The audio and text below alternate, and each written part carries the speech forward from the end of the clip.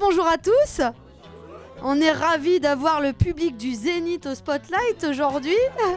On est ravis de vous accueillir pour cette première, c'est la première édition, on peut le dire. The first one, d'interview sans filtre pour cette première festival du Spotlight à Lille qui a lieu pendant 10 jours. Voilà. Alors le mode d'emploi d'aujourd'hui, comment ça va se passer? Déjà vous vous demandez certainement, est-ce qu'on va pouvoir poser des questions à Jérémy? Oui. Oui, vous allez pouvoir. Est-ce qu'on va pouvoir toucher Jérémy? Peut-être. Mais faudra d'abord passer par moi. Et vous le savez, tout n'est qu'une question d'argent. Alors, vous l'attendez, c'est lui qu'on attend. Il est beau, il est intelligent. C'est un artiste multicasquette. Vous l'avez peut-être connu, improvisateur. Il est aussi humoriste. Il est comédien, monsieur, joue dans des films. Et il est aussi chroniqueur. Mesdames, messieurs, je vous demande d'accueillir comme il se doit Jérémy Crédeville.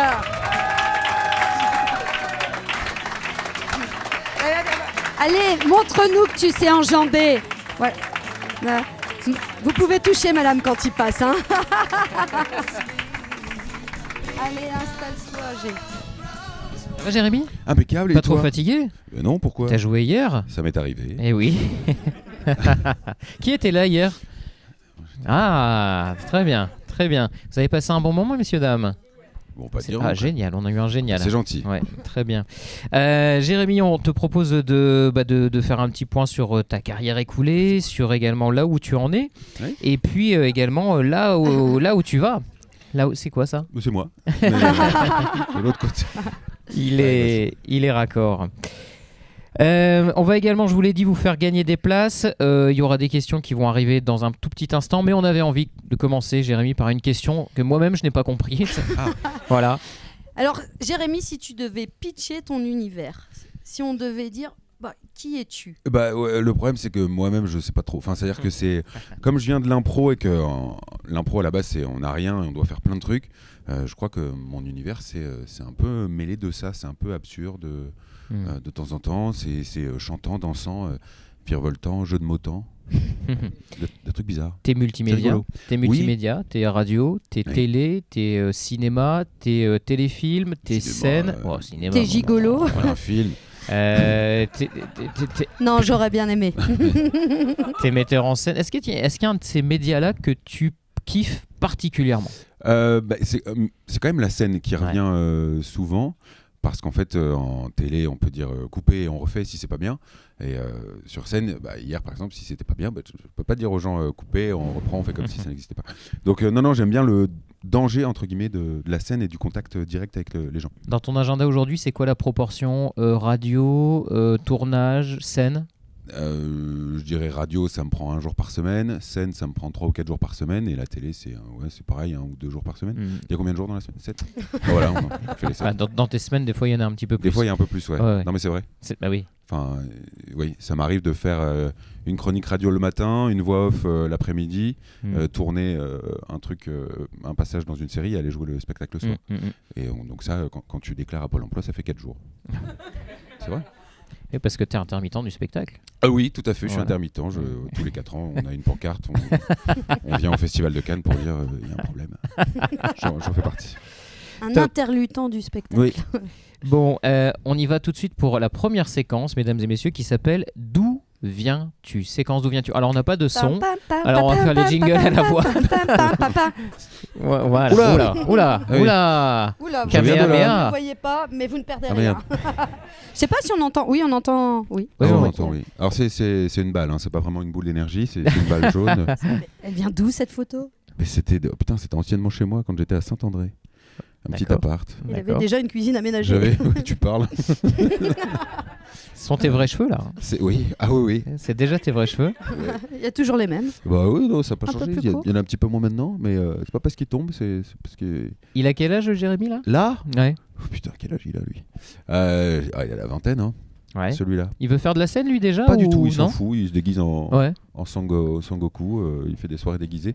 Non, il veut faire de la scène. Non, je faisais déjà de l'impro, mais je savais pas que je pouvais en faire un métier. C'est-à-dire que je jouais une fois par an à la Rianderie, qui est un théâtre à Marc-en-Barœul qui doit faire 70 places. 80, ouais. Voilà, 80. Et c'est parce que je suis aussi producteur. et voilà, j'ai joué devant 10 personnes de ma famille et puis 70 personnes que je connaissais pas. Et j'étais content, je le faisais une fois par an, mais je savais pas que je pouvais en faire un métier. D'accord. Ouais. C'était même pas un projet, quoi. Non. Ah, oui. Ah, c'est de l'impro, ça. Ça reste. Ça reste Alors, on a mis improvisé. que des photos qui te C'est le métier valorisaient. qui rentre. C'est, Ouais. Ça aurait pu être toi, Florian, hein, derrière. Je pense que c'est le attrape-patate. Attrape-patate. Messieurs, dames, on va lancer une patate. Ah. Que je n'ai pas. Vous le savez, on est dans le... Elle est là. Voilà, on J'étais est... assise dessus, j'ai rien senti. Attrape-patate. Voilà, messieurs, dames, cette petite patate géniale que je vais lancer au hasard. Vous savez, un peu comme battez-vous, bande de pucelles, hop, qu'on fait au mariage. Et quelqu'un va la rattraper et on va lui poser des questions sur Jérémy pour voir si cette personne connaît bien ou pas Jérémy. Ne vous inquiétez pas, il a dit qu'il ne se connaît pas. Les deux là, ils me connaissent mieux que moi. Et donc, on va faire des petits jeux à gagner des places pour le Comedy Club. Ok ? On fait comme ça ? Attention. Vue extraordinaire. Attention. Tu vas te manger le plafond. Ouais. Hop là. Oh, bien joué. Juste devant. Pourtant, l'angle était Ouais. très Bonjour plongeant. madame, comment tu t'intitules ? Ida. Bonne Ida. réponse. Sérieux, tu t'appelles Ida ? Oh, Ida. Alors C'est Ida, pas tout est-ce que à fait tu la peux... même origine, je crois. Excuse-moi. Non, oh, bon, on sait pas.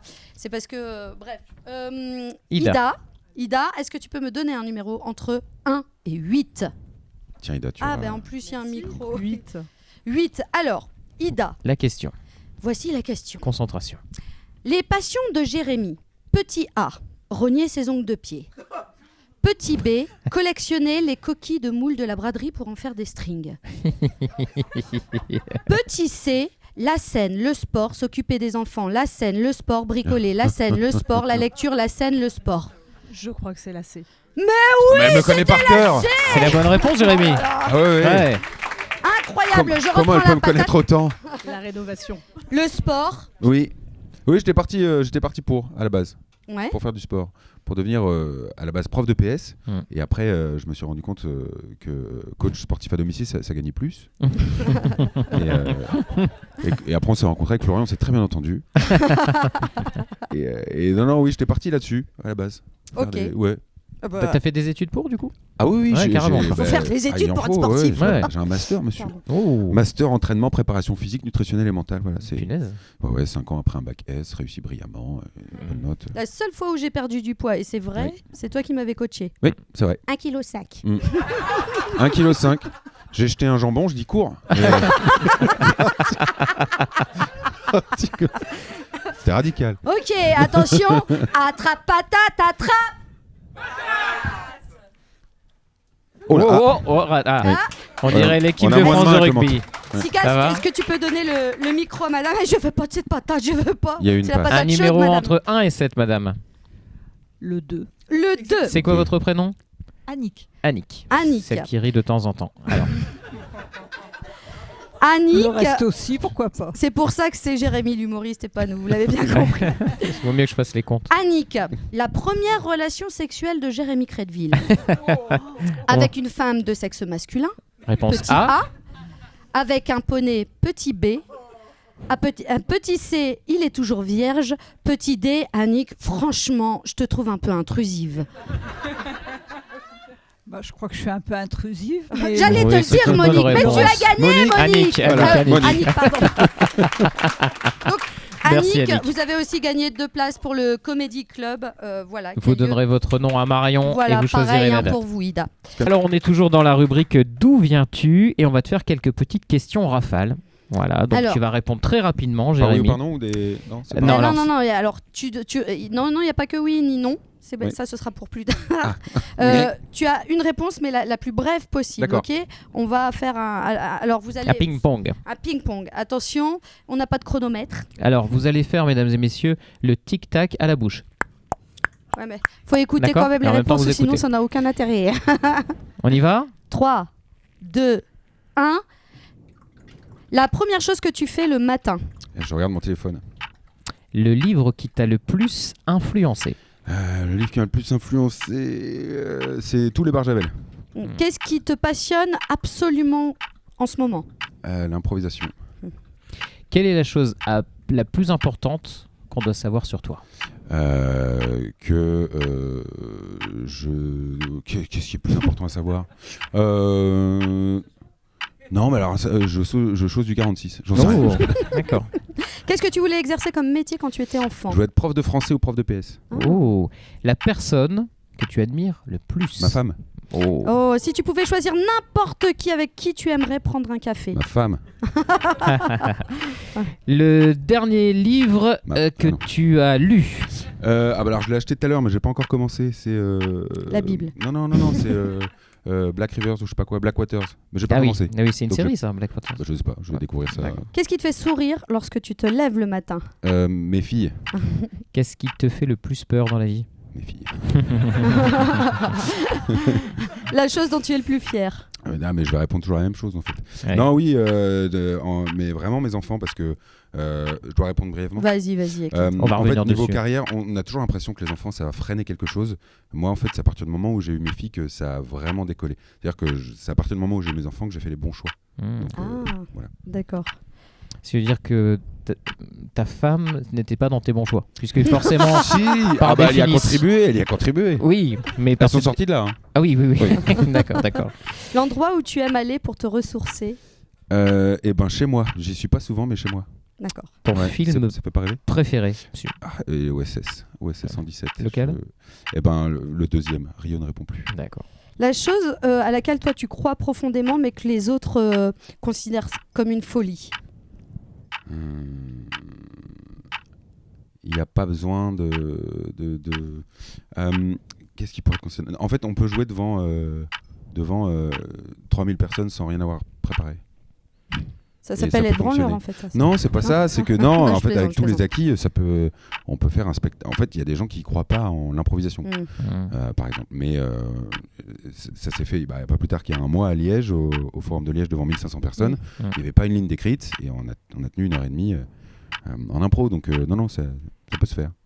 On a parlé dans ces questions rafales de pas mal ta famille. Effectivement, on sent bien que c'est un ancrage. T'en parles longuement dans ton spectacle. peut-être un peu.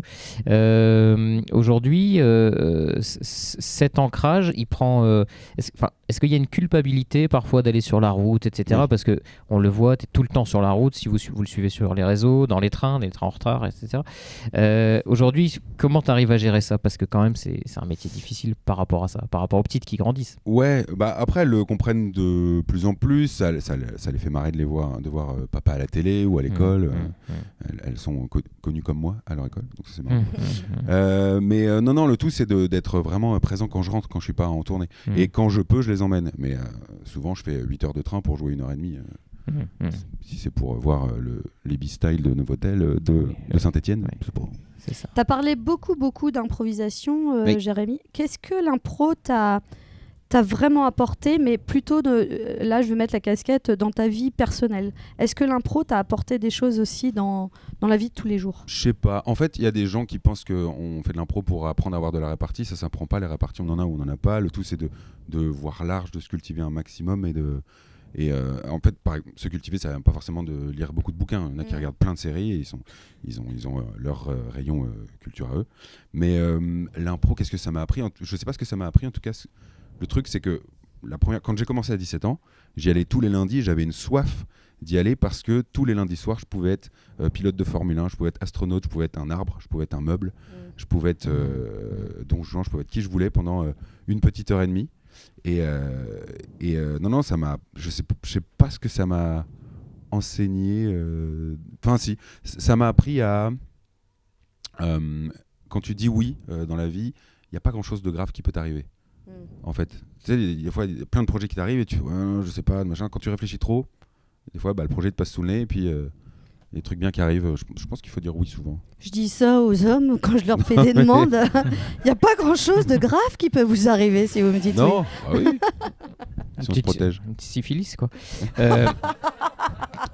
Quelle est la part, alors, on parle d'impro, quelle est la part pour ceux qui vont voir Jérémy sur scène, alors je parle pas de l'enquête, des formats vraiment spécifiques impro, mais quelle est la part dans un spectacle comme on va voir ce soir, par exemple Enfin, ce soir ou hier, quelle est la part d'impro dans ce spectacle? 1%. 1%. Ouais. Et ce pourcent t'y tient? Oui. Tu peux pas faire autrement? Non. Mais en fait, je réagis en fonction de ce qui se passe dans la salle. Si j'ai un public qui est juste attentif et où il n'y aura pas vraiment de réaction, moi, mon but, c'est quand même de les faire marrer. Ce que j'aime bien aussi, c'est faire marrer mes régisseurs. Seulement, mes régisseurs, ils connaissent par cœur le spectacle. Donc, il va toujours avoir un petit truc en plus. Mais c'est aussi pour ça que je me suis fait des spectacles 100% improvisés pour pouvoir ne pas faire la moitié d'impro sur scène et l'autre moitié écrite. Et j'ai assez confiance en ce que j'ai écrit maintenant, au bout de, je sais pas combien de fois, je l'ai dû jouer 300 fois au moins, pour me dire de toute façon ça va marcher, donc ils vont rire un moment. Ça veut dire qu'aujourd'hui, sur scène, du jour au lendemain, c'est écrit. Enfin, il y a des vannes, on a l'impression, parce que tu es tellement fort, on a l'impression que ça sort instantanément comme ça, mais il y a des effets. Pardon, tu es très fort. Ah, oui. Il y a des vannes qu'on va retrouver d'un spectacle à l'autre, mais tu es un tellement bon technicien qu'on a l'impression qu'il y a une part d'impro beaucoup plus importante. Ça, c'est assumé, c'est ancré dans toi, ça. Oui, en fait, il faut que ça ait l'air d'une pseudo-conversation. C'est livré naturellement. Et même moi, j'ai pas l'impression de réciter un texte. En fait, je le vis et je le joue. Et puis, Tu t'ennuierais avec un texte exactement le même à dire tous les soirs? Un truc classique où tu n'as pas le droit de sortir? Je m'y suis pas frotté, donc j'en sais rien. Ça peut être marrant comme expérience, mais je pense que oui, j'aurais toujours besoin de sortir un peu du cadre, justement, comme je viens du milieu de l'impro et qu'en impro, on donne un cadre et puis tu as le droit d'aller un petit peu à l'extérieur voir ce qui se passe. Je crois que ça me démangerait un peu, ouais. La différence aussi avec ce que tu fais et l'impro, c'est que là, tu es seul.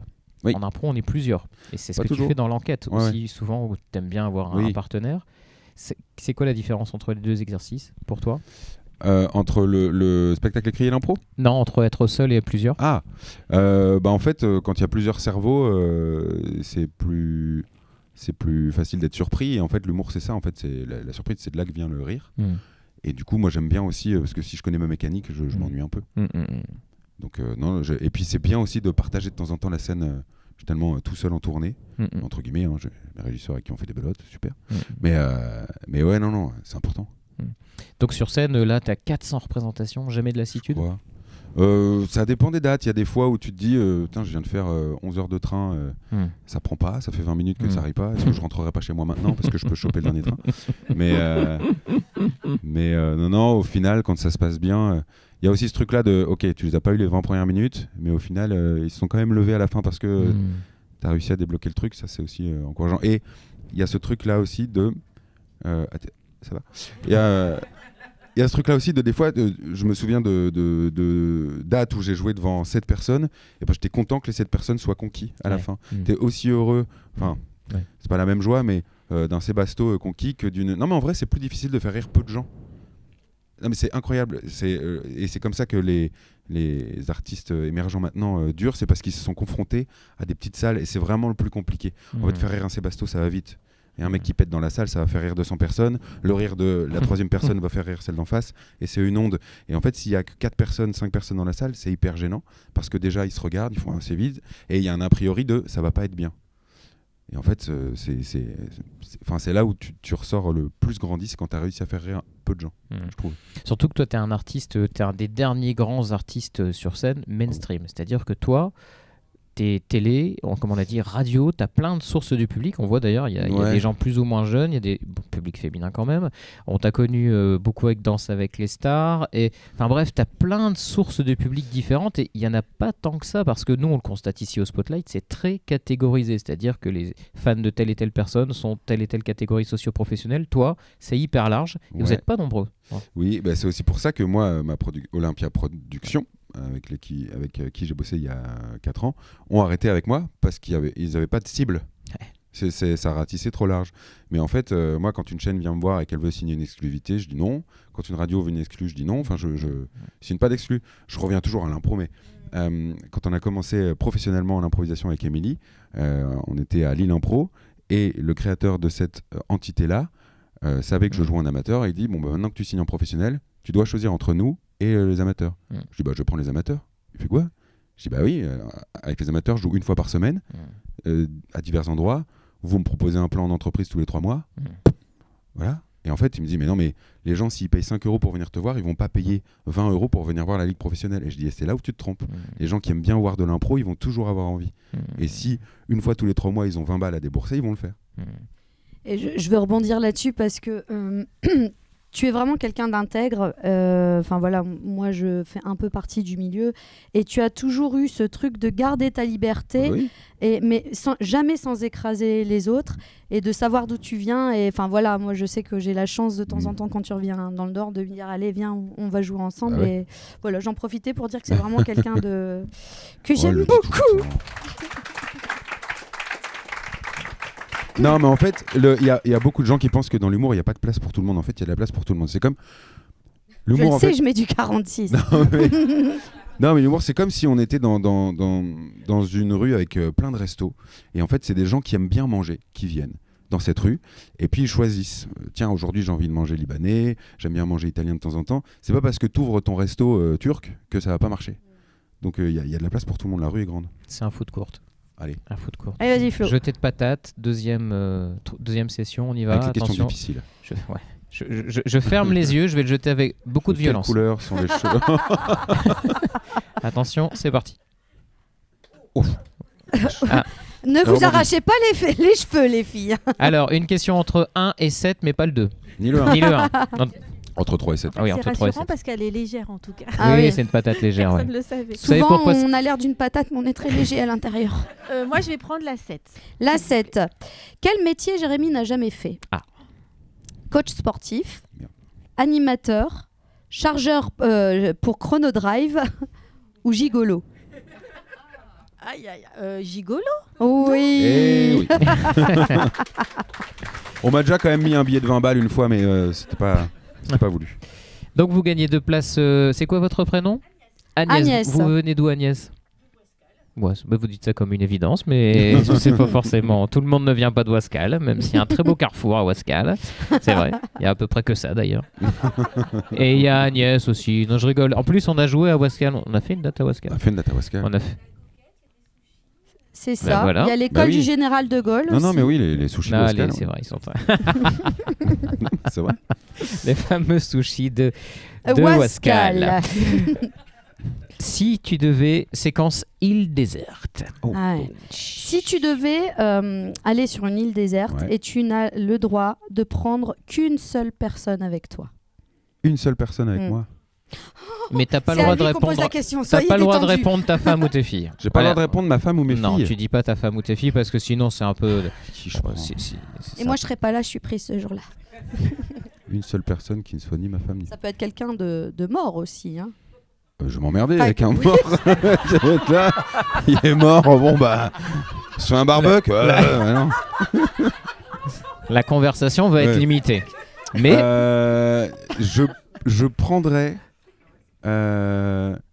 Je prendrais quelqu'un qui sache construire un bateau. Ah, Oh. très belle Un réponse. truc comme très ça. malin. Donc Jean-Philippe Leroy Merlin. Par exemple. Si tu devais emporter pour ton voyage sur cette île une musique que tu pourrais écouter tout le temps, qui te rappellerait quelque chose, qui te raccrocherait à quelque chose, qui t'aiderait à tenir le coup, ça serait quoi? Quelle musique je prendrais? Et d'ailleurs, ça sera le générique de fin. Je vous dis ça, Ah ouais. on n'avait pas prévu. Ah la vache. Je leur dis ça, je leur tends un piège. J'ai un mais AVC je change derrière. Change tout le temps. Non, Mathilde de Jacques Brel. Ah, ça. ouais. D'ailleurs, tu J'adore avais fait cette une musique-là. parodie de cette chanson. Oui. Oh ouais, non, j'avais ras le cul d'un colis qui arrivait pas. Non, mais c'est chiant quand tu payes 10 balles pour ton colis qui doit arriver dans 3 jours. Et puis ouais, non, ils mettent 2 ans. C'était les Il est livreurs et arrivé, pas là, venus, mais- c'est ça Mon colis, je l'ai pas Mon reçu. colis, je l'ai Ouais, pas c'est reçu. Ah bah. ça. Ah non, mais c'est incroyable. Une chanson, c'est Mathilde de Jacques Brel. Ça sera Ouais. notre générique de fin si Camille arrive à trouver la solution technique. Et ça va être très gai. Mais non, elle est bien cette chanson en vrai. Elle est très jolie. Elle Ah oui. déchire. Elle est en plusieurs temps, elle est très théâtrale d'ailleurs. Et Bah, si tu c'est souvent devais y amener un objet culturel, soit un livre, soit un film, soit un documentaire, ce serait quoi? Je peux pas ramener juste Internet et après je choisis là-bas. Non. Qu'est-ce que je prendrais? Je prendrais la nuit des temps. De Barjavel. Ouais, Barjavel. ouais, encore une fois. Ouais. On peut s'arrêter sur ce bouquin un instant qu'il a lu. Ah, très bien. Pourquoi La Nuit des Temps? Parce que c'est quand même un bouquin un peu apocalyptique. Et il y a Mais trop pas de pages Ouais, dedans. non, ça va. Non, mais c'est un. Bah, je sais même plus comment j'ai découvert ce gars-là, parce qu'il est mort depuis avant ma naissance, je Dans les crois. années 50. Si je dis pas de je pense. conneries. 60. Et ouais, c'est de la science-fiction, mais je trouve que dans chacun de ces bouquins, tu as un peu de mal à rentrer dedans. Le milieu est ouf, la fin est chiante. mais rien que pour les 400 pages du milieu, c'est incroyable. Et non, c'est des histoires folles. Et c'est un précurseur dans la Ouais. science-fiction française. Ouais. D'ailleurs, voilà. ce bon vieux René, René Barjavel. on l'embrasse. Merci s'il nous écoute. Séquence. Qu'est-ce que tu préfères? Tu Ah. préfères Une jambe en mousse ou machin, c'est ça? Ouais. Je connais ça. Et tu peux développer. Hein. Tu peux argumenter. Hein. Ah, très bien. Je te laisse faire parce que j'ai pas les questions et que j'ai pas Ah, merde. bossé. Tu les as pas? Non, je les ai pas, mais c'est pas grave. Eh ben écoute, viens. J'adore Viens. vous Tu veux regarder. qu'on échange C'est tout vrai? Vas-y. Attends, je vais me Allez. frotter. Oula. Un, deux, Qu'est-ce qui trois. vous arrive? C'est le micro. Tu peux faire la première. Allez, je fais la première. Est-ce que tu préfères être... Excuse-moi, je marche sur ton fil. Vas-y. Est-ce que tu préfères être différent ou être comme tout le monde? Différent. Allez, je dois développer. Différent, pourquoi? Parce que tu te distingues et en fait, les gens, après, une fois que tu es différent et qu'ils trouvent ça cool, ils veulent tous comme toi. Donc finalement, tu finis comme tout le monde. T'es précurseur. Mais- Ouais. T'aimes Bah, bien lancer des modes? T'aimerais Oh, lancer non. des modes? Lancer T'aimerais des être modes influenceur? Non. Je te parle pas de code de Ouais, réduction sur. Oui. Non, ça m'intéresse pas trop, mais ça me touche quand j'ai des petits jeunes qui débutent, qui m'envoient. On devait faire un sketch à l'école, j'ai choisi la voiture ou machin, des Excellent. sketchs qui ont déjà 10 ans. Ça me touche toujours, même si c'est très mal fait en général. Mais si, non, mais c'est vrai. Et d'ailleurs, on a ouais. 2 premières parties ce soir hein, de la classe de CM2 de Madame Grandjean. Non, mais ouais, je sais même plus quelle était la question du coup. Tu préfères être différent ou Oui, être oui. comme tout le monde? Oui, toujours différent. Toujours différent. Ouais, Think different. Yeah. Mike. T'es plutôt Harry Potter dans l'univers ou Star Wars? Ou là, aucun des deux?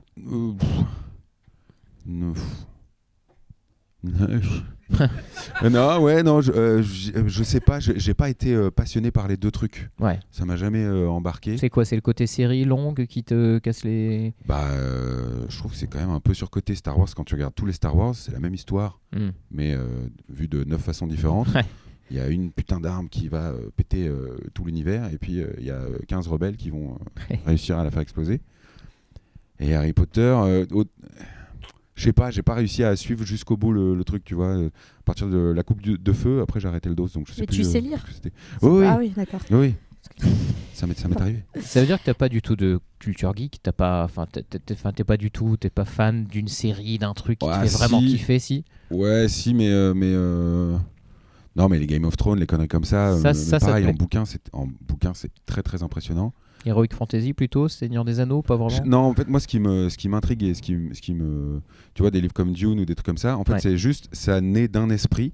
Et le gars, il crée tout un univers. C'est même pas un village, c'est un univers. Donc il y a plusieurs planètes, plusieurs machins. Et je trouve ça dingue que ça naisse d'un seul esprit, ce genre de truc. C'est ça qui m'impressionne dans ce genre de littérature-là. C'est un peu ce que tu fais dans un spectacle. Et quand tu pars en impro, quand tu commences l'enquête, de ton esprit, de quelques objets, tu nous recrées un univers peut-être. complet. Tu veux dire que je m'aime alors? Eh bien, en parlant de ça, est-ce que tu préférerais jusqu'à la fin de ta vie être avec quelqu'un qui t'aime ou être avec quelqu'un que tu aimes Avec jusqu'à la quelqu'un fin que de... j'aime. Ah. Ah ouais. Non, être aimé c'est cool. Après, je pense qu'on fait ce job-là. Enfin, du moins, quand on monte sur scène, c'est pas un besoin, mais c'est un confort. On se sent bien quand on est regardé, quand on est adulé, quand on est aimé. Mais après, à vivre tout le temps avec une seule personne qui t'admire, j'aimerais pas. Tu préférerais, alors tu l'as pas fait, mais tu préférerais gagner Danse avec les stars ou, si on te dit, J'ai failli. t'as failli, ou gagner The Voice? Parce que t'es quand même chanteur, et t'es un bon chanteur. À choisir.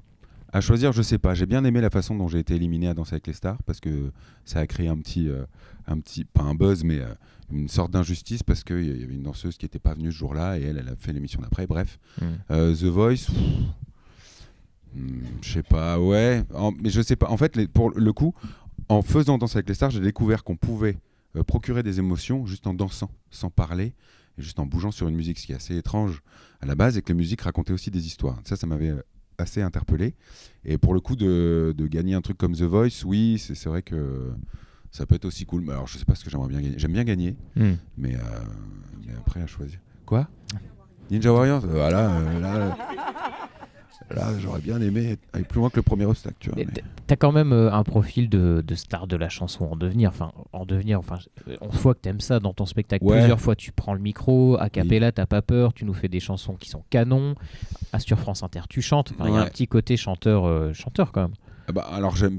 T'aimes bien. Je le ferai pas, mais j'aime bien. Bah oui, non, il est trop tard. En fait, j'ai déjà choisi ma voix entre guillemets, mais je trouve ça ouf justement les chanteurs qui arrivent, ils ont pas encore lâché une note. Et puis après, son métier, limite quand il est connu, c'est faire. C'est cool. À vous. C'est cool. Non, mais les émotions que la musique procure, c'est assez fou parce que c'est un langage. Ça fait philosophe à deux balles, mais un truc universel, quoi.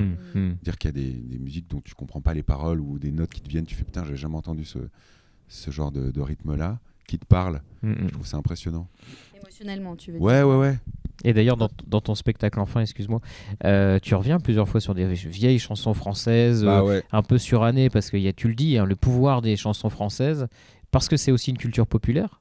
Ouais, mais je sais. Mes parents étaient abonnés à France Loisirs, on recevait 4 CD par mois. Et c'était très chanson française pour le coup, parce que c'était les moins chers. Et du coup, je pense que j'ai été baigné par ce truc-là et sans faire gaffe. Ouais. Et même, tu vois, tu as des chansons d'Aznavour et tout, je les connais par cœur, mais sans les avoir apprises. Et non, je trouve ça étrange, mais ouais, ça me rentre. Alors, c'est peut-être une vieille âme de vieux chanteurs de variété qui traîne, qui doit être là-dedans, mais j'en sais rien. Et ouais, ça m'a toujours intrigué. Jérémy, tu préfères la droite ou tu préfères la gauche ? La gauche, moi je suis complètement gaucho. Même si j'aime l'argent, mais non, mais en fait c'est l'image qu'on a aussi de la droite et de la gauche. La gauche elle est plus populaire, plus artistique, etc. Puis je suis gaucher. Tu te considères comme un artiste engagé ? Non, je pense pas. Enfin après, non, j'ai pas l'impression que des gens me suivent pour mes engagements politiques, sachant que j'en ai pas vraiment. T'as pris position parfois. Bah oui, quand tu vois qu'il y a des trucs qui se passent à certaines élections et qu'on va pas dans le bon chemin, enfin dans ce que je considère pas être le bon chemin, je donne un peu mon avis là-dessus parce que ça peut être dangereux et des promesses électorales c'est toujours souvent du vent. Et de toute façon, je pense, si c'est le seul engagement que je pourrais avoir, que de toute façon, celui qui est à la tête de l'État, il peut pas faire grand-chose en fait parce qu'il y a trop de lobby autour et il est pas tout seul et c'est pas le seul décisionnaire, donc il peut rien faire en fait. Un peu résigné par rapport à la politique, tout ça quoi, du coup. Oui. Ouais, carrément. Oui, comment faire autrement en vrai. Mais du coup, ces prises de position, ça te fait quand même, c'est une prise de risque aujourd'hui sur les réseaux sociaux. Non, j'ai perdu 500 personnes. À 500 sur je sais pas. 300 000 Non, moins. Non. Combien là ? Je sais pas, on devait être 120 000 à l'époque, un truc comme ça. Mais c'est pas grave en fait, c'est même plutôt bien. En fait, je trouve ça mieux que des personnes se disent bon bah on n'est pas du même avis, alors je vais arrêter de le suivre et je vais regarder ailleurs. C'est mieux parce que il y a des gens que je comprends pas, c'est à chaque vidéo France Inter les mêmes, hein. C'est nul. Mais arrête. C'est les haters. T'imagines, t'aimes pas les pommes de terre, tu vas au restaurant, tu fais je vais prendre des pommes de terre et après tu dis au gars c'est pas bon. Mais vous aimez les pommes de terre ? Non. Ben pourquoi t'en prends ? Je sais pas, mais c'est pas bon. Arrête. Ça te fait ça me fait marrer. Moi, ma mère, ça lui faisait peur. Ouais, c'est ça. Ouais, parce qu'elle lisait les commentaires. Mais moi aussi, je les lis. Et puis, de toute façon, ce qui est bien maintenant, c'est que dans le flow des gens qui me suivent, il y a quand même beaucoup de bienveillance et de gens qui me remercient. Mais tu as toujours tendance à voir sur l'échiquier, s'il reste une pièce noire au milieu de pions blancs, bah voilà, tu vas remarquer cette pièce-là. Donc, le commentaire qui tacle un peu, moi, souvent, ça me fait marrer parce que quand on me dit Jérémy et l'orthographe avec un F à la fin, ça va. Mais quand c'est argumenté, ça pique un peu plus, en vrai. Ouais. Et c'est Verino qui avait une remarque là-dessus sur les commentaires un peu haineux des gens. Il disait les gens peuvent pas commenter si t'as pas fabriqué. En fait, eux, ils n'existent pas sans toi. Bien sûr. Donc, tu leur permets aussi d'exister à ces gens. Et si tu leur réponds, ils ont aussi un sentiment d'existence. Et ce qui est drôle aussi, c'est que dans 80% des cas, quand tu réponds à un mauvais commentaire, derrière c'est « Oh, je t'adore, vous m'avez répondu, mais en fait, vous êtes hyper simple, hyper simple. » Oui, parce que c'est une façon de rentrer. Je vais manger des pommes de terre. C'est une façon de rentrer en contact avec toi, Ouais, aussi. d'attirer ton attention. Et puis parce que souvent, t'as plus tendance à avoir une réponse quand t'as taclé quelqu'un que je t'adore. Donc ça t'arrive à ne plus être touché Oh, par je ça. m'en fous. Ouais. Je m'en fous. Vraiment, maintenant.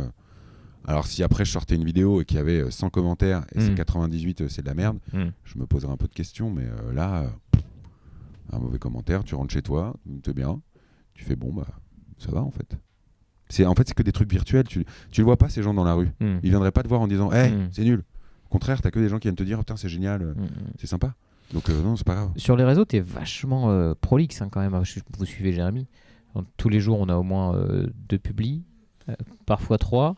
Ah, surtout les stories. Ouais, c'est une mécanique, ça quand même. C'est du boulot. Bah en fait, ce qui est bien, c'est cool de montrer les coulisses aussi de ce qui se passe, parce que tout n'est pas toujours rose. Et puis quand tu vois par exemple une affiche avec toutes les dates de tournée, t'as plein de gens qui font putain c'est génial, tu vas visiter machin. Non, tu visites pas. T'es dans le train, t'arrives, il est 18h, tu fais ta régie, tu manges dans une assiette en carton et tu vas au Novotel. Donc non, j'aime bien montrer les coulisses, et j'aime même montrer quand ça va bien et quand il y a des trucs qui vont pas trop, mais j'essaie de pas trop râler sur les réseaux, parce que j'ai une vie cool en vrai. Et d'ailleurs, justement, comment tu vis, toi, la notoriété ? Quand j'ai envie d'être tranquille, un peu mal. Quand on prend des photos de loin et que je suis avec ma famille, mal. Mais dans la majorité des cas, bien. Non, en vrai, c'est cool. T'arrives dans un bar, on te file tout de suite un verre, t'as pas encore commandé. Non, mais il y a plein de bons côtés, en vrai. Pareil, les marques qui viennent te voir, t'as des vélos qui coûtent je sais pas combien. Tu roules dessus, tu mets une story ? Oui. Non, mais voilà, en général, c'est vraiment les bons côtés. Après, les côtés chiants, c'est quand ça touche à la famille, ou quand les gens savent un peu où t'habites et machin. J'avais fait l'erreur, entre guillemets, de demander des coups de main au départ. J'avais beaucoup de choses à vider, j'avais un vieil appart. Alors il y a des gens très sympas qui sont venus, mais il y en a d'autres, je me souviendrai toujours de ce gars-là. Il est venu, il arrive du bout de la rue, il boite, je dis putain, il va jamais lever. Et il vient, il me dit j'ai hyper mal au dos, je venais faire un selfie. Bon bah super. Mais bon, moi j'avais des bennes à vider, mais bon. Et t'as fait le selfie. Oui. Parce que t'es sympa. Ouais, alors après, il y a des gens aussi qui comprennent pas. Souvent, je mets du temps à sortir après mon spectacle, parce que déjà, c'est très bizarre de sortir d'un sas où tout se passe bien, il y a la lumière, tu pars sur des applauses et tu rentres et t'es tout seul en loge. Et les loges, pas toujours sexy.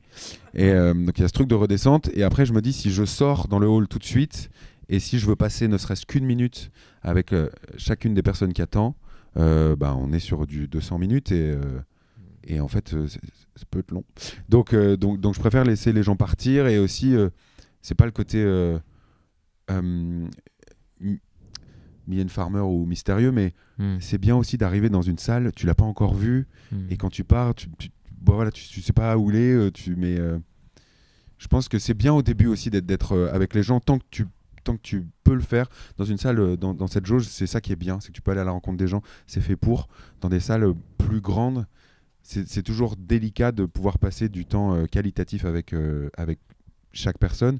Du coup, je préfère me dire, bon bah tant pis, je passe quand même une demi-heure, 3/4 d'heure, voire 1 heure en loge, et les 20 personnes qui vont rester, bah au moins voilà, on pourra faire une photo avec ces gens-là, et c'est toujours cool. Mais c'est vrai que je le fais moins.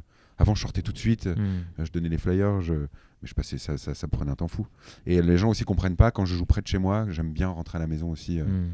Vite, j'avais déjà eu des remarques, il fait sa Madonna, il est pas venu saluer son public, mais sauf que les gens ils payent une presta, je la fais la presta. Quand tu achètes une place, c'est pas tu vas le voir après, tu manges, et puis les gens sont gentils. Mais le coup du selfie, je sais plus qui disait ça, je crois que c'est Grand Corps Malade, il a dû perdre 1 an de sa vie en selfie, parce que le temps de sortir le portable, de dire ah merde attends, je sais pas faire, vous pouvez le faire, hop, il y a le retardataire, et en fait tu as déjà perdu 2 minutes avec une seule personne. Et quand on a 60 qui attendent, t'es vite à 2 heures sur un selfie. Yes. Et justement, là, tu as joué par exemple avec Thierry Lhermitte, donc c'est quelqu'un que tu as connu quand tu étais gamin et que tu voyais derrière. Qu'est-ce que ça fait à un moment donné de sentir, parce qu'on parle de toi fan, mais toi tu as été fan aussi quand tu étais gosse peut-être non ? Non, enfin fan, j'aimais bien des gens, mais je suis jamais déstabilisé à faire et je veux jamais de photos avec des gens. Par exemple, j'avais fait le festival de l'Alpe d'Huez, et je prenais une bière avec Jean Dujardin. Et en fait, donc t'as Margot, je connais pas. Margot qui vient me voir après, je bois un coup et je sais pas. Elle dit t'as bu une bière avec Jean Dujardin? Et je dis bah ouais, on discutait avec Jean. Et je putain. Et en fait ouais. Je réalisais pas ça, mais j'ai pas ce côté de putain, faut qu'on fasse une photo. C'est juste que il était dû me voir en me vannant sur le côté de Johnny. Toi, excuse-moi, on peut faire un selfie, c'est pour Ouais. moi. Non, mais j'ai jamais eu ce truc de. En fait, je me dis merde, à quoi ça sert un selfie ou un autographe? Tu vois, parce que pareil, est-ce que c'est au repas de famille? Oh, regarde, j'ai vu Jérémy. Ouais, et donc, tu vois, je sais pas à quoi ça sert une photo finalement ou un autographe. J'ai toujours été un peu pas perturbé, mais je me dis qu'est-ce que les gens en font? Vous en faites quoi? Non mais c'est ouais, non mais c'est cool, mais ouais. On me voit vieillir du coup de photo en photo. Mais ouais. Ouais, non mais c'est assez étrange. Mais peut-être parce que toi, justement, t'as pas eu ce Ouais, c'est truc peut-être de... Ouais, je comprends, mais moi, j'étais plutôt le genre de gamine, quand j'étais gosse, à avoir besoin de transfert. Et quand tu vois, j'ai eu la chance de devenir amie avec Morane, que je connaissais et que j'admirais quand j'étais gamine. Et c'est vrai qu'après, bon, quand tu fais de la scène, tu trouves ça hyper banal, en fait, ce qu'on fait finalement. Mais du coup, parce que même moi, quand je me dis merde... Putain, en fait, tu peux demain, toi, rencontrer tous les gens que tu as pu admirer en étant gosse. Ça m'a fait le coup avec Nagui et Arthur, justement, parce que je les regardais petit. Alors maintenant, on essaie d'éloigner les gosses des écrans, etc. Mais putain, les vendredis, la fureur, les machins, les n'oubliez pas de votre brosse à dents, j'étais tout le temps devant. Et après, quand tu bosses avec eux, c'est vrai que moi, je mets du temps à réagir aussi. C'est 2 semaines après où je me suis dit ah ouais, putain, mais oui, en fait, c'est le gars que je regardais petit. Mais en fait je les vois comme des collègues. C'est bizarre, Ouais. mais ouais, non, c'est assez étrange, un rapport à la notoriété. Tout à l'heure tu disais que tes filles étaient aussi du coup les stars de l'école, mais Ouais. comment vit ta notoriété, comment vivent ta notoriété les gens qui t'entourent, ta femme, tes parents, tes enfants? Mes parents sont fiers comme des culs. Je pense qu'ils peuvent, non hein. mais ils sont marrants, hein. Tu sais, ils insistent vraiment sur Créteville quand ils prennent des réservations au restaurant. Bon, gars, je te jure, hein, mais c'est vraiment c'est très très drôle. Là, j'en ai plus, mais quand j'avais des flyers, ma mère a toujours des flyers dans son sac. Et c'était, mais genre, elle a un truc à se dire, je suis la mère de Jérémy, machin. Ouais, super. Donc eux, ils sont assez, ils sont contents. Mais ça me touche parce que je me rappellerai toujours quand j'ai commencé, j'avais fait une date ici le 7 janvier. Et après, j'étais programmé au Biplan tous les jeudis pendant 2 mois. C'était les jeudis de l'humour. Et la première du Biplan, t'avais mes parents qui avaient acheté des places pour la moitié de la famille. Donc j'ai 30 personnes de ma famille et 30 personnes que je connais pas. La séance d'après, les 30 personnes de ma famille qui avaient vu le spectacle ne sont pas revenues. Donc ils sont allés chercher un petit peu plus loin. Donc il y en avait 10.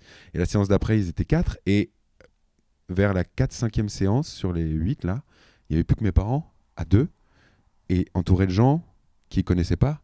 Et quand je commençais mon spectacle avant, je dis mais qui me connaît dans cette salle? Et je vois mon père et ma mère lever la main.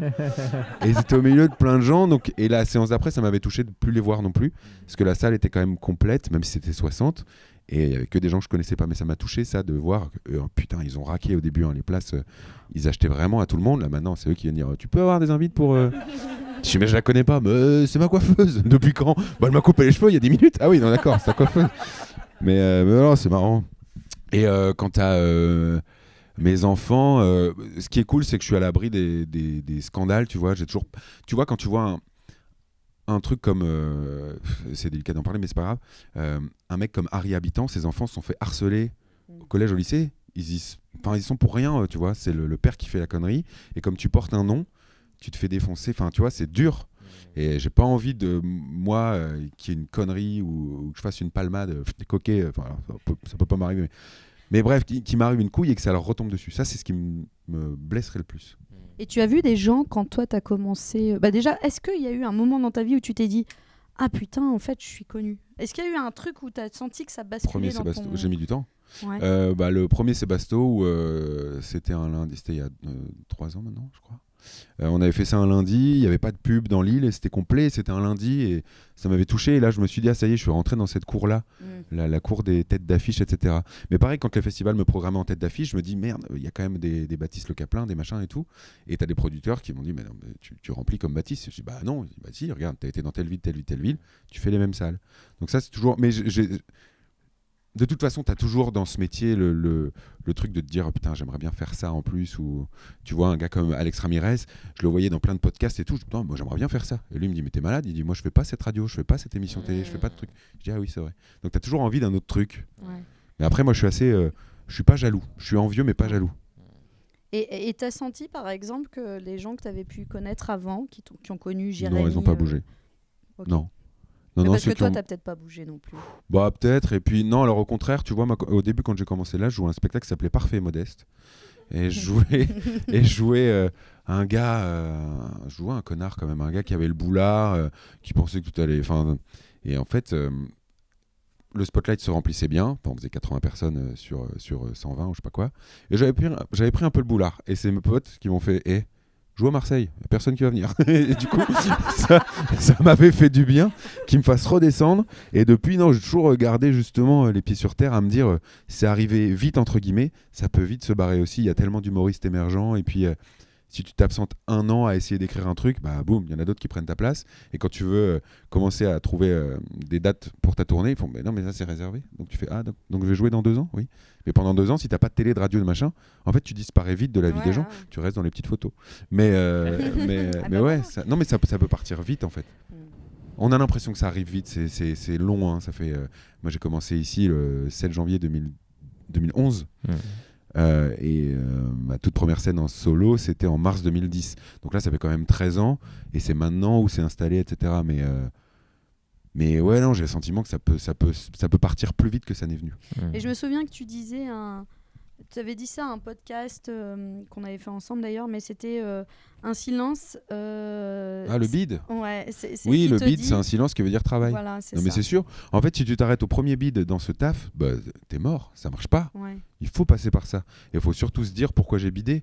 En fait, les pires humoristes, entre guillemets, sont ceux qui vont te dire « Ouais, non, c'est pas le bon public. » Non, non, c'est toi. Si pendant 10 passages, tu fais 10 fois la même chose et que ça marche pas, tu peux pas dire le public, c'est de la merde. C'est change. Et des fois, c'est un mot, un angle, une intonation qui font que c'est drôle. Tu peux garder le même texte, il suffit de le jouer autrement et des fois ça marche. Mais je dis ça aussi parce que comme justement tu es improvisateur, comme tu rebondis sur tout, comme tu dis il n'y a rien qui peut entre guillemets te déstabiliser, Bah non. n'empêche qu'il y a un putain de travail derrière que tu Oui. fais quand même toi, tu vois. Mais je pense que c'est parce que j'ai pas peur du bide. Ah En oui. fait, c'est pas grave. Si je bide tout à l'heure au Sébasto, il y a 1300 personnes qui vont faire. C'était un peu nul. Mais c'est pas grave, ce sera nul sur une phrase et après je les récupérerai après. Ou peut-être pas, mais en fait, je vais tuer personne à part mon ego. Et c'est pas grave. C'est juste. Mais du coup, j'entends bien qu'il y a vraiment un truc d'ancrage, quoi. Quand tu dis c'est pas grave, justement, de prendre la. En fait, c'est vrai que jouer devant 1300 personnes, même si ça fait arriver. Oui, non, oui. Bah, tu sais, quand t'as fait ton Sébasto, je t'ai demandé de faire ta première partie, tu m'as dit non. Hein. Donc, Non, je m'en souviens. mais j'étais produit, c'est pas moi qui dis. Ouais. Mais non, mais c'est juste pour dire que moi, je suis hyper admirative de ce truc de pas te laisser en panique. Et c'est vrai, t'as raison, il n'y a rien qui est Oui. grave. Mais de se dire que de toute façon, tout ça, c'est éphémère et t'es hyper ancré parce que tu fais partie de ces gens qui, en fait, déjà, j'ai pas forcément voulu faire ce métier quand Ouais. j'étais petit. Je suis non, là. c'est ça qui est bien. Ouais. Enfin, c'est ça qui est bien. C'est-à-dire que j'ai pas d'aigreur dans ce métier dans la mesure où j'ai pas voulu faire ça. Enfin, j'ai voulu le faire à partir du moment où je l'ai fait, ce qui est bizarre. Non, mais c'est tout con. Mais j'avais vu un truc aussi, une interview de Jim Carrey qui parlait de son père qui était à la base saxophoniste. Il était fort en ce truc-là, il avait un groupe et tout, c'était son kiff, mais ça rapportait pas beaucoup d'argent. Quand ils ont eu le petit Jim Carrey, quand il a eu 2 ans, machin, il fallait quand même payer la maison, des conneries comme ça, donc il a quitté ce groupe et il s'est mis comptable dans une entreprise, etc. Et à 54 ans, il s'est fait virer de cette entreprise. Et Jim Carrey disait, tu peux échouer en faisant quelque chose que tu n'aimes pas. Alors autant faire ce que t'aimes, si tu te plantes, c'est pas grave, t'auras essayé et t'auras fait un truc qui te plaît. Donc non, il faut faire, faut produire et ouais, en fait, le truc aussi, c'est que le bide, j'y pense pas en jouant. En fait, si t'as peur de bider, c'est comme le truc, si tu descends une piste de ski Tu dis je vais tomber. et que tu dis putain, il y a des arbres, tu regardes les arbres, donc tu vas vers les arbres. Et si tu joues en disant putain, je peux bider, le bide, tu te l'as mis en tête. Si tu dis je suis fort et je vais cartonner, C'est le coach ça qui marche. parle. C'est le coach sportif. peut-être, ouais, Mental. l'imagerie mentale, donc c'est important. Patate. La patate, on y va. parle beaucoup. Allez, je ferme les yeux. C'est parti. Ouah. Ouf, tiens. Elle la voulait, Je la veux. elle la voulait. Ouais. C'est une frite maintenant. Alors, il nous reste les questions 3, 4, 5. 3. Ah, la 3, c'est mon Alors, chiffre. Bonjour madame. Donc, je suis qui s'in- Manuela. Bonjour Manuela. Manuela, étant jeune, Jérémy Crédville habitait dans un congélateur, à Lambersart, dans les jupes de sa mère ou à Lambersart? À Lambersart, c'est sûr. Oui, absolument. Manuela, tu as gagné 2 places pour le Comedy Merci Club. beaucoup, super. On attaque la partie où vas-tu, Jérémy? Où C'est seras-tu? rien. Où seras-tu? Et pour commencer, on te propose un petit jeu assez rapide. Tu vois, il y a des petits papiers Ah juste oui. derrière toi. Voilà. Tu peux tirer. On va garder du temps pour les réponses, donc ça va aller. Vos questions, ça va aller assez vite. Tu tires un Ouais, je suis papier. long, je suis désolé. Non, c'est super intéressant. Tu tires un papier et tu développes autour de ce thème en utilisant ni les mots oui ni les mots non. Premier amour. Le premier amour, je m'entends toujours très bien avec. Elle habite Lyon. Maintenant, elle s'appelle Pauline. Je suis resté 7 ans avec. Et c'était top. C'était un amour du lycée. Et ce qui est drôle, c'est que quand moi j'ai commencé, elle a vu le tout début. Et après, on s'est séparés 6 mois après les débuts. Mais je vois encore ses parents et tout de temps en temps. Et non, on s'entend toujours très très bien. Le premier amour est hyper important. Je pense que même une première fois, c'est important.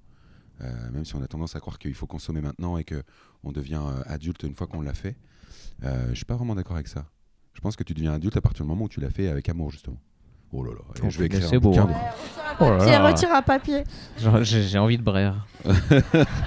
Moi, quand c'était mon tonton Michel, j'ai pas dit ça. Ouais, parce que c'était pas avec amour. Doute. Alors le doute m'habite. Non, le doute, évidemment, tout le temps. Mais en vrai, il est dans un coin. Mais il prend moins de place à partir du moment où... En fait, je prends confiance quand le truc commence à marcher. Et si jamais ça dévie et qu'il y a de moins en moins d'intérêt, là, forcément, ça prend un peu plus de place. Mais c'est juste un petit... c'est un petit point dans ma tête qui peut grossir quand je me dis je dévie. Puis quand tu lui laisses de la place par rapport à Ouais. tout ce que tu disais tout Oui, à oui. l'heure. Ouais. Mais c'est pour ça que finalement, je crois que l'impro m'a fait vraiment du bien dans ce sens-là. C'est Marion Billy, une improvisatrice, qui me disait ça. Elle dit mais toi t'es un gladiateur quoi. T'arrives dans l'arène, tu sais pas s'il y a des lions ou si tu vas crever, mais t'y vas. Et en fait ouais, c'est le principe de l'impro. T'arrives, tu sais pas ce qui va t'arriver, mais généralement ça se passe bien. Quand tu commences une chanson sur France Inter, t'as répété devant personne. Non, j'ai répété devant le technicien à la régie. Ouais, non, et je l'ai fait dans ma tête. Et c'est ça qui est chiant, c'est que des fois dans ma tête j'ai une belle voix et à la régie, le lendemain, tu fais oh là là, la tessiture, la Jean-Jacques Goldman, non. Non, faudrait que je mette un slip plus serré. Mais ouais, non. Parce que là, Mais il est trop tard de toute façon. À partir du moment où on fait la régie à 10h40 et l'émission en direct à 11h, Ouais, je peux pas réécrire une chanson, on peut pas changer la tessiture et c'est bon bah. c'est On parti, verra. quoi. Ouais. Et des chansons où tu t'es dit putain, pourvu Oui. qu'elle termine un petit peu plus vite celle-là. Ouais. Ouais. Et ce que Daniel Morin me disait aussi, il dit ce qui est fou, c'est que tu fais ça avec une bande-son.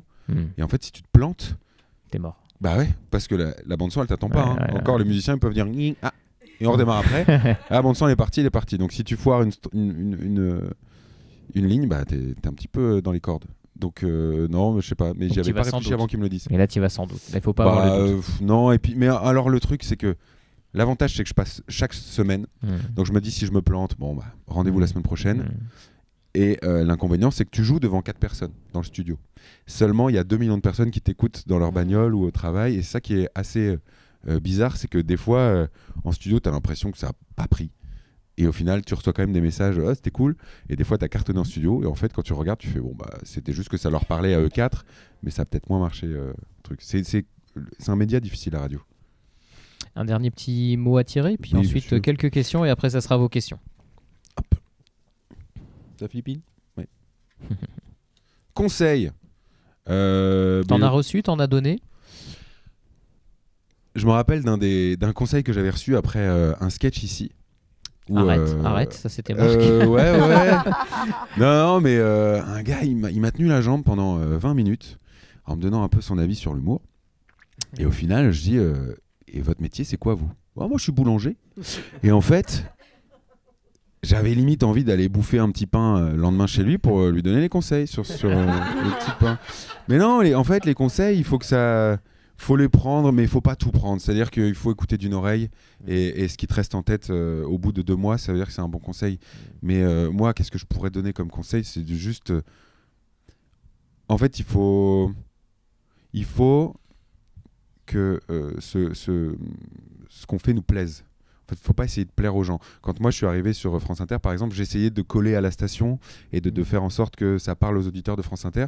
Seulement, le rédac chef m'a dit, en fait, on est venu te chercher toi pour ce que tu faisais toi. Donc fais ce que tu sais faire. Bon, ça n'a pas marché non plus au début, mais au final, ouais, il faut faire. Et alors, si tu t'arrêtes au premier obstacle, n'essaie même pas. En fait, il faut toujours. J'entends action et ténacité, quoi, Ouais. quelque part. C'est agis, essaye. et Non, mais la puis, réussite, c'est aller d'échec en échec avec toujours la même envie et le même entrain. De toute façon, c'est ça. Au plus tu essayes, au plus tu as d'échecs, ça veut dire qu'au plus tu as la possibilité d'avoir aussi des réussites, forcément. J'admire, C'est moi, exponentiel. j'admire justement les. Tu vois, quand je vois des gens qui vont courir, qui sont en surpoids, qui galèrent, qui courent à 2 à l'heure. Mais non, mais je me dis, putain, cette personne, elle s'est levée de son canapé, elle a mis ses pompes, elle est sortie, elle se confronte au regard des gens et elle s'envoie, tu vois. Et je trouve ça hyper respectable et enfin, j'ai de l'admiration pour ce genre de personnes. Et en fait, si tu t'arrêtes au premier regard, pourquoi tu fais ça, ou au premier obstacle, bah fais pas ça. Non, tu mets 10 ans à être connu du jour au lendemain en plus. Donc, tu fais le parallèle entre les gens en surpoids et les gens pas drôles sur scène qui y vont. Non. Non, mais t'as des gens qui. Non, mais on sait qu'il y a des gens, c'est dur, c'est pas drôle. Ouais. Est-ce que tu as la même admiration pour leur foi du charbonnier du mec Moi, qui va tout le temps Oui. sur scène, qui se prend beat sur beat, qui refait des comédies? C'est pareil, c'est pas parce qu'on peut faire le parallèle entre. S'il modifie son passage. C'est ça, ouais, c'est ça. Ouais. Mais oui, moi j'ai de l'admiration pour les charbonneurs, ceux qui travaillent. En fait, c'est Brel qui disait le talent c'est de la sueur, il croit pas au talent, c'est du travail. Il faut bosser. Et pour que ça ait l'air facile, il faut bosser. Tu vois, un geste technique d'un basketteur qui te met un super panier, c'est pas du bol. Hein. C'est juste qu'il en a raté 1000 avant et que maintenant il sait faire, mais c'est du taf. On se projette et préparez vos questions, on va en prendre quelques-unes. Où te vois-tu dans une heure? Dans une heure, tu seras où? Qu'est-ce que tu feras dans une heure exactement? Certainement le gâteau d'anniversaire de mon père. Oui, on va être libéré. Ouais. Non, mais voilà, et après, j'ai une répète au Sébasto pour qu'on cale les lumières qui ont foiré hier. Absolument. Où te vois-tu dans 6 mois? Dans 6 mois. Dans 6 mois, on est quoi? Là, on est en novembre. Au printemps. En avril, ce sera encore un anniversaire. Ce sera celui de Margot, celui de ma compagne. Je mangerai encore un gâteau dans 6 mois. Dans 2 ans, il est où, Jérémy? Il sait pas. Je sais se pas. Projette pas. Non. Non, dans 2 ans, j'en sais rien. Certainement sur scène. Pour faire quoi, je sais pas encore. Mais j'aime bien ne pas commencer à écrire un truc tant que j'ai pas terminé ce que je suis en train de faire. Là, ce spectacle-là, il a encore quelques mois à vivre et je me vois. Ça vous ennuie ce que je raconte? Et du coup, je préfère vraiment le terminer, mettre un point final à cette tournée. C'est la pilule? Non. Pour commencer un autre projet. Donc non, dans 2 ans, je sais pas. Peut-être j'aimerais bien pas forcément un premier rôle, mais un rôle où les gens se disent attends, c'était Créteville, j'avais pas reconnu, c'est cool. Ça, j'aimerais bien. Le biopic de Michel Houellebecq ou un truc comme ça. Quoi. Ouais, ce serait pas mal. Non, mais le biopic de Johnny, il traîne, il est dans les... Non, mais... Ça, c'est une légende urbaine ou c'est c'est quoi ce truc? Je sais pas. Si ça se fait en ce moment, c'est sans moi. Ouais. C'est sûr que ça va sortir un jour parce que forcément ça fera des entrées. Bien sûr. Et je sais pas si je serais contacté pour ce truc. T'as des acteurs professionnels qui bossent depuis tellement longtemps dans le milieu qui seraient tellement bons dans ce rôle aussi que je vois pas pourquoi ça s'offrirait à moi juste parce que je lui ressemble. Et c'est pour ça que j'aime bien être dans des séries avant et tout. Je veux pas être juste pris pour ma ressemblance, je veux être pris parce que je sais faire. C'est mon taf. L'acting comme ça dans les séries, c'est chaud. Quel regard tu portes sur le Jérémy comédien quand tu te regardes? Non, parce que quand déjà tu passes une journée à refaire la même scène, tu l'as assez vu. Donc après, voir en montage, non, en général, je regarde pas. Et je sais pas, mais j'ai des bons retours en général sur les réals qui me disent que j'arrive à jouer juste. Donc c'est le principe. Parce que c'est dur pour justement quelqu'un qui vient du théâtre de ne pas surjouer. C'est beaucoup de... Quand tu dois jouer des pensées et que la caméra elle est sur ta tronche... Si tu lèves un sourcil, ça va se voir. Et du coup, c'est un autre jeu, le jeu caméra. Et dans 10 ans, est-ce que tu y penses T'as quel âge du coup? J'ai 35 37, bientôt je crois, 37 bientôt. Donc Ouais, 47. je sais plus quel âge. février Non, non. 87. À 47, À 3. À l'aube de la cinquantaine. je pense que je ferai plus de spectacles seul sur scène. Hmm. Je veux en faire. Je pense que le suivant sera sûrement le dernier, seul. Rester sur scène, oui, mais tu vois, j'ai pas envie du spectacle de trop, j'ai pas envie de venir faire Merki. Non mais avec tout le respect que je lui dois, non mais en fait j'ai pas envie qu'on soit triste et j'ai pas envie de voir mes salles se réduire et de Ta voir... mère qui donne plus de Non, c'est flyers pas- à la ouais. boulangère. Non mais c'est hyper violent pour C'est hyper dur. bah ouais, parce que tu te raccroches toujours à putain, j'ai quand même fait autant d'Olympia et tout, ouais, mais là t'es au point virgule et c'est génial hein. Mais non mais c'est dur, mais c'est vrai, c'est dur Ah, c'est d'avoir c'est non mais cruel. c'est pour ça que t'en as plein qui partent en dépression ou machin comme ça. Bien sûr. Tu regardes Jean-Marie Bigard. Ouais. Non mais c'est dur pour lui. Enfin, j'imagine. Pas que pour lui. Parce que les vaccins. Ouais. Eric Barr. Donc je pense que dans 10 ans, je ferai plus de one man. Les questions du public. On y va. Alors, on peut peut-être essayer de donner le micro. Marseille, ouais. Oh, s'il te plaît. Du coup, tu arrives à remplir les salles à Marseille ou pas? Et tu joues où? Oui. Alors Marseille, non, on avait fait l'espace Julien qui a un 600 places. Après, le public marseillais est assez particulier, c'est-à-dire que tu te le mets dans la poche à partir du moment où tu parles de Marseille. C'est très très chauffant, c'est incroyable. C'est-à-dire que quand j'avais joué l'autre fois justement à l'espace Julien, je me dis merde, ça fait quand même un quart d'heure, c'est des rires polis. Et je sais plus, je lâche un truc de T-Max et de machin. Ah, et après c'était parti. Mais non, mais c'est vrai, hein. C'est très bizarre. Très très bizarre. Et ça réserve aussi au dernier moment à Marseille. Des fois, t'as le promoteur qui t'appelle, il fait putain, je suis content. On a vendu 5 places. Je dis oh, mais il y en a 600 et c'est dans 2 semaines. Ça va être rempli. Et ouais, c'est assez bizarre. Question suivante. Bah voilà. Ah, oui. Merci Jérémy pour cette authenticité dans tes propos. On sent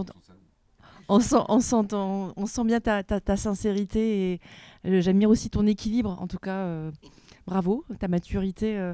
C'est quoi tes sources de motivation et puis on va dire globalement le sens de ta mission en tant que justement comédien impro? Bah, le sens, je sais pas s'il y a un sens. En fait, ce qui est cool, c'est de recevoir des messages après de gens qui ont passé une bonne soirée, des gens qui viennent voir le spectacle en famille. Maintenant que moi, ça y est, je suis papa, je trouve ça hyper touchant. Que des mamans viennent avec leurs ados et que leurs ados soient hyper contents.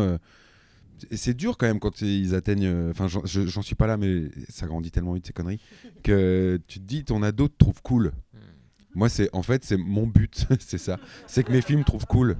Tout le temps. Je peux pas envie d'être le ringard, même si je vais faire des dad jokes forcément. Mais ouais, non, c'est tout con, hein, mais en fait, faire oublier, surtout en ce moment, je sais pas, l'état actuel du monde, entre guillemets, c'est plaisant, quoi. Et j'avais fait une chanson justement sur la palpation sur France Inter, et j'ai reçu des messages de nanas qui sont palpées sous la douche suite à cette chanson, qui se sont détectées, je te jure, un cancer. Et en fait, c'est quand même hallucinant de se dire qu'avec des blagues tu peux sauver des vies, entre guillemets. Donc là je trouve que le métier a du sens dans ce sens là, mais même les bouffons des rois à la base c'était un petit peu pour dénoncer, etc. Alors moi je suis pas hyper engagé, le spectacle il va rien vous apprendre ni donner de leçons, mais ouais, non, je sais pas trop quoi en penser. Je savais pas que j'avais une mission. Une question, peut-être la dernière si on a une. Ah, du coup, ça se bat. On fera les deux. Allez, on va en reprendre deux. Les deux dernières. S'il y en avait encore beaucoup, des questions? Non. Sinon, vous pourrez toujours les envoyer sur Instagram et vous n'aurez pas de réponse.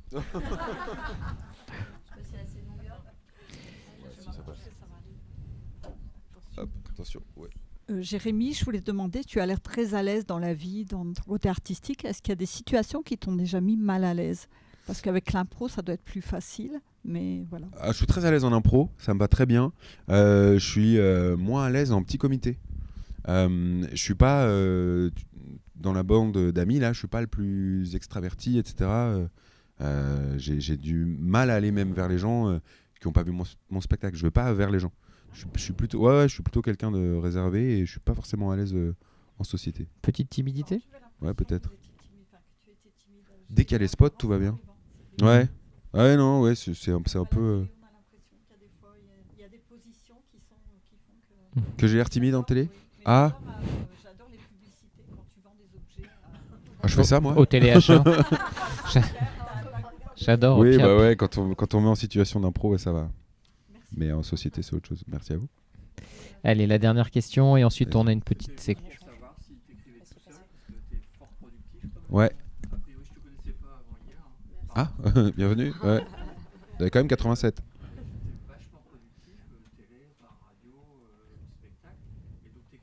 Ouais. Oui, j'écris tout seul, j'écris pour d'autres aussi. Et même si j'ai pas masse de temps, mais en fait la meilleure inspiration, c'est vraiment la deadline. Pour le coup, les chansons à France Inter, c'est aussi ce qui fait qu'on doit être productif, c'est que toutes les semaines tu dois sortir un truc. Et en fait, moi je sais que j'arrive à vraiment avoir les meilleures idées au dernier moment. Les chroniques, je les écris pas avant 20h la veille. Et les meilleures sont celles que j'écris à 23h. Mais J'imagine qu'il y a un processus avant. Je sais pas. Où, non, mais je veux dire, quand tu écris une chronique, est-ce que avant tu dis j'ai déjà plus ou moins le sujet et non, tu des fois j'ai non, rien. Non, des fois j'ai rien du tout. T'as pas l'angoisse de la page blanche ? Non, parce que j'ai pas le choix. Ouais. Non, j'ai pas le choix. Et encore une fois, comme il y a au pire, je me dis bon, la semaine prochaine j'aurai une meilleure idée et c'est pas grave, on va faire comme ça. Mais non. Et pour le coup, ouais, comme j'écris beaucoup et même pour d'autres, et c'est aussi plaisant aussi d'écrire pour les autres. C'est une autre manière d'écrire. Parce que je sais que ça sortira pas de ma bouche et j'aime bien avoir un cadre. J'aime pas dire à quelqu'un, je t'ai écrit un sketch, ça va cartonner. C'est écris ton sketch et on va voir ce qu'on peut en faire, ce que tu peux virer, ce qu'on peut puncher, des choses à mettre dans un autre ordre. Mais ouais, non, pour l'instant, j'arrive encore à écrire tout seul. Et je pense que c'est ça aussi les artistes qui là ont vraiment beaucoup duré dans le temps, c'est qu'avant, je pense qu'ils écrivaient seuls et là, ils commencent à s'entourer d'auteurs et je trouve que c'est moins efficace, moins sincère maintenant. Je pense. Last question by Florence. Voilà. Moi, je voulais juste te dire bravo pour l'improvisation, parce que moi, j'en fais aussi, et je trouve ça hyper dur, surtout quand on est vide. Ouais. Et merci du conseil pour tout à l'heure en disant, bah voilà, on y va sur le spectacle, et puis on verra ce qui se passe. Bien sûr. C'est une bonne philosophie, c'est vrai, parce que quand on fait ça devant ses collègues, c'est pas pareil que dans la vie des gens qu'on connaît pas. Ouais, je sais. Ouais. Non, mais ça qui est bien en impro, c'est que tu peux jamais être vide, entre guillemets. Il y a toujours un truc qui t'anime, un truc qui... Tu rebondis sur l'instant, donc ça ne peut que fonctionner. Ouais, ce que j'entends, c'est que finalement, rien n'est grave, tout est plaisir. S'il n'y a pas la mort, la maladie, mais en tout cas, dans ce qu'on fait... Ah oui, nous, oui. Ok. On a une très bonne nouvelle, Jérémy. Un éditeur s'intéresse à ta vie et veut sortir ta biographie. Ah bon ? Il hésite entre 3 couvertures du livre. On te laisse choisir. Bah s'il veut vendre, je pense qu'il prendra la première, hein, mais ouais. Mais tu vois, je suis plus sur la deuxième. Ouais. C'est plus moi, voilà. Alors effectivement, on a le titre, mais on n'a pas. Enfin, on a plutôt la star. On prend la première pour le commerce. Oui. Mais il faudrait que tu puisses trouver le titre de cette biographie. Comment elle va s'appeler cette biographie ? À nu. Et j'ai envie de dire, c'est un peu le jeu que tu as joué avec nous pendant ce temps. Jérémy, un grand merci. Merci à vous. Merci à vous. À nu. Vous pourrez vous procurer le livre pour la modique somme. Il est déjà derrière, c'est ça aussi le commerce. Ouais. Merci Jérémy, c'était vraiment un super moment. Merci messieurs, dames. Merci d'avoir Florian. joué. Merci Émilie. Merci à toute l'équipe. Ce n'est pas tout, on se retrouve pour une prochaine interview, si je ne me trompe pas, mercredi à 16h avec Alex Ramirez. Voilà, merci à vous. Et Camille nous a mis la bonne musique. Bravo Camille. Et Jérémy va repartir, Mathilde est revenue.